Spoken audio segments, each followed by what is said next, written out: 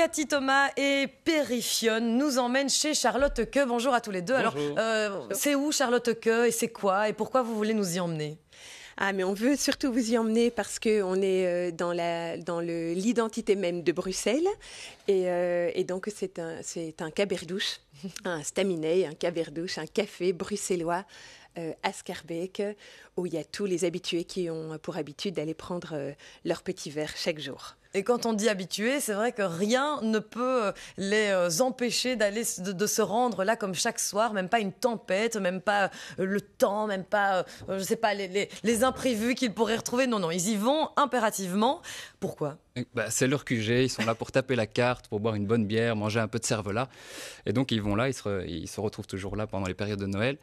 Et il va y avoir une grosse tempête de neige qui fait qu'ils vont tous se retrouver coincés. Et quand on coince 11 clettes, 11 personnages en couleur comme ça, ça provoque de l'électricité. Surtout quand on est à Bruxelles. Bon, allez, on remet un petit peu de cadre à tout ça. Chez Charlotte Queux, c'est une pièce de théâtre que vous nous proposez au Fou Rire Théâtre de Bruxelles à Anderlecht donc. Et c'est vrai... Non, c'est à Ixelles. À Ixelles maintenant, ouais, pardon. Voilà, ça c'était l'édition précédente. Voilà. D'ailleurs, les images que l'on verra tout au long de cette émission, c'est toujours l'édition précédente. Alors, je ne sais pas s'il y a des changements. Il n'y a pas de changement, si ce n'est que oui, nous sommes à Ixelles. À Ixelles, voilà. Donc rendez-vous toujours avec des personnages hauts en couleur.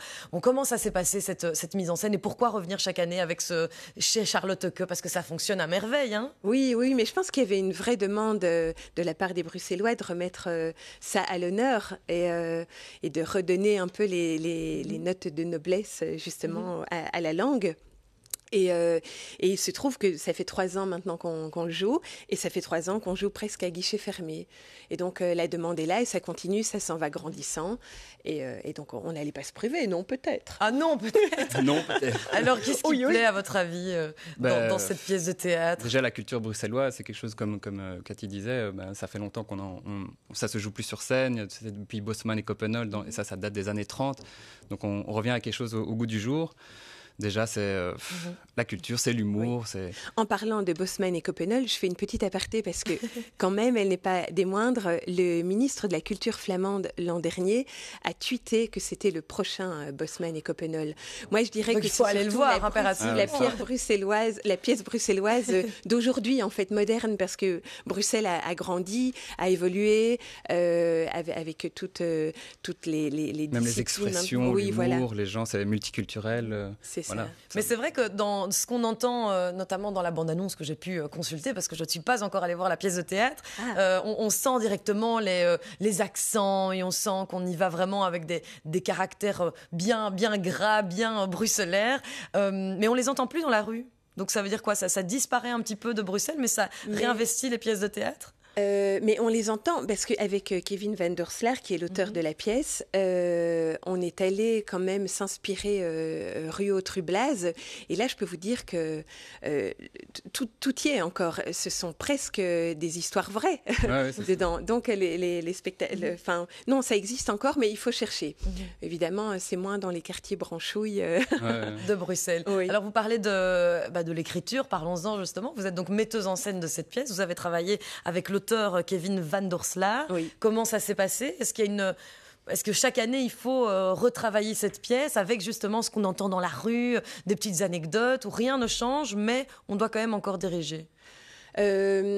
Donc, sur ce projet, j'y pense depuis 7-8 ans. Et la difficulté était justement de trouver l'auteur avec qui, celui qui allait pouvoir faire écho à toutes mes envies les plus folles à ce niveau-là. Et je ne trouvais pas. Honnêtement, c'était très compliqué. Et puis tout à coup, il y a 3 ans, je rencontre Kevin et je me dis mais c'est lui, c'est évident. Pourquoi? Parce qu'il est, il est absolument authentique. Donc c'est vraiment un echt Bruxeller. Voilà, c'est il a ça. l'accent, il a le vécu aussi, il connaît tous ses personnages. C'est vraiment ça. Son histoire. Et donc il vous a drillé aussi pour parler juste un petit peu des comédiens. Comment il vous a, parce que c'est vrai qu'on peut vite tomber dans la caricature. Parfois la caricature passe très bien. Parfois en règle générale, c'est vrai que les caricatures, on se dit bon là c'est aller un peu trop loin. Mais ici il semble que ça fonctionne. Donc c'est que vous avez trouvé le juste équilibre. Exactement. Ce qui est incroyable, c'est que lui c'est son accent. Il parle comme ça. Sa sœur aussi qui joue Charlotte Queux. Donc c'est leur accent. Moi j'ai travaillé déjà, j'ai joué dans pas mal de personnages qui avaient un accent bruxellois. Donc, voilà, allez, fais-nous un petit accent, Fionn. Allez, dis non, je peux pas faire ça, tu sais. Allez, on est en direct ici. Oui. D'ailleurs, justement, ça me fait penser à l'introduction. Alors, vous allez me dire si je le fais avec le bon accent. La Noël à Bruxelles, il y a une tempête, je te dis que ça. Ça n'empêche pas les habitués d'aller chez Charlotte que leur caberdouche préférée ou ce qu'on se raconte plein de broles secrets. Il neige si fort, fieux, que tout le monde est coincé toute la nuit dans le staminet.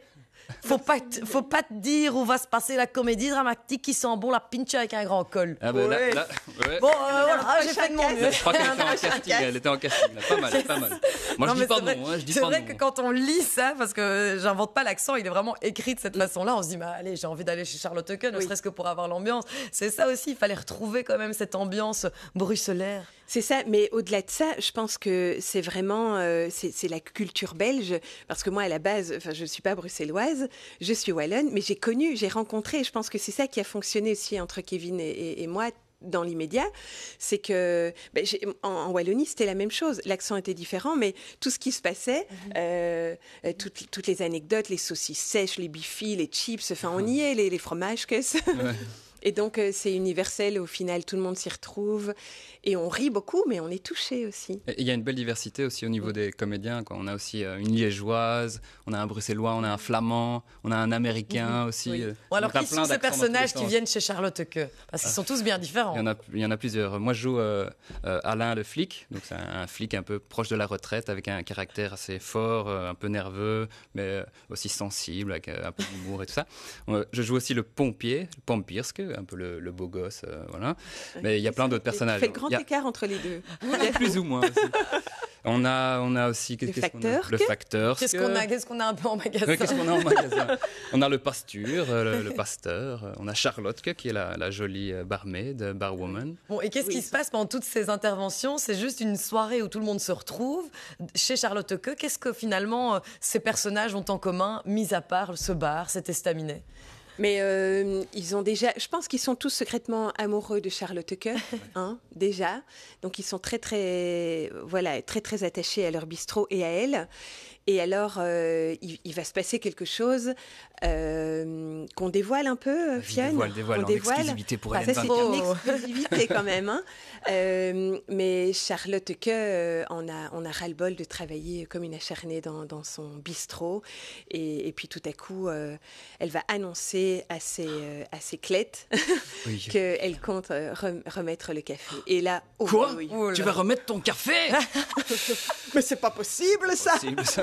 Qu'est-ce qu'on va faire le soir? Voilà. Et là, vraiment, ils frôlent tous la crise cardiaque. Vraiment. Bon, une dernière chose avec vous, Cathy Simon, par rapport à cette écriture. Donc, vous avez rencontré Kevin il y a 3 ans, et puis ça s'est fait assez rapidement, puisque la première pièce, c'était il y a 3 ans.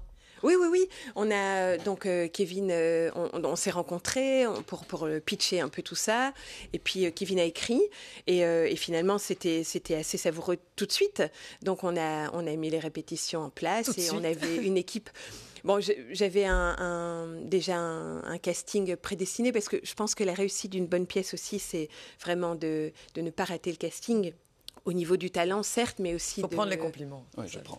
Non, mais c'est vrai, et de la personnalité de chacun. Je pense que quand on est une équipe soudée, ça aide au projet, et d'office, ça va... Comme c'est la 3e reprise aussi, on commence à bien se connaître, donc on s'amuse beaucoup plus, on a pas mal de liberté aussi maintenant sur scène, et donc ça se sent aussi, le public le ressent, donc ça c'est... Donc on peut venir le revoir, même si c'est la 3e fois. Mais il y en a qui sont déjà venus 3-4 fois, je vous jure que c'est vrai, et en fait, enfin moi je l'ai vu maintenant, 25 fois, et je me marre toujours autant. J'ai eu un fou rire en répétition.